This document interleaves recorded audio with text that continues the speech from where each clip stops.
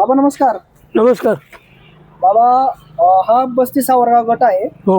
या ठिकाणी चुरशीची लढत आहे. हं.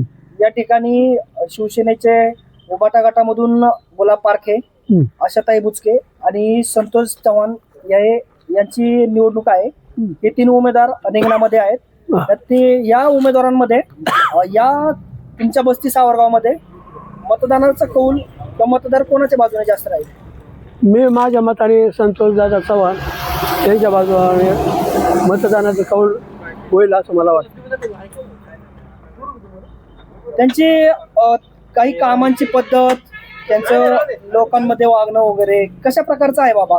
एकदम चांगल्या प्रकारचं म्हणजे सोज्वळप्रमाणे प्रेमळ आहे आणि कामं करणारी व्यक्ती आहे. या ठिकाणी तुमच्या इथं काही कामं झालीत का? अशी उदाहरणादाखल तुम्हाला हो सांगतो. हो हो मंदिराला दत्त मंदिराचा कलर आहे ना, संतोषदादाच्या अथक प्रयत्नातून झालेला आहे. आणि मंदिराला या आमच्या गावाला त्यांनी 65 लाखाचा निधी पण टाकलेला आहे. शरददादा सोनवणे यांच्या माध्यमातून तो निधी टाकलेला आहे. आणि रस्त्यांची कामं पण त्यांनी केलेली आहेत. तुमच्या गावामध्ये रस्त्याची कामं हो केलेले आहे आणि काही उर्वरित कामे करणार आहे ते.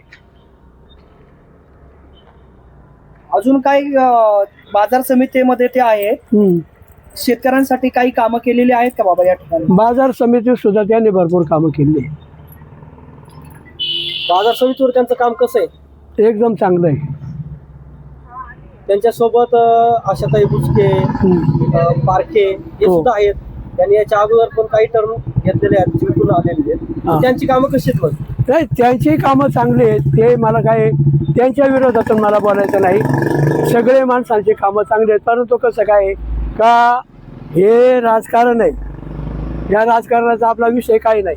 आपल्याला आपल्या गावाची कामं करून घ्यायच्यात, गावाच्या सुधारणा करून घ्यायच्या. काय एवढं माझं मत आहे. ओके बाबा, धन्यवाद. धन्यवाद.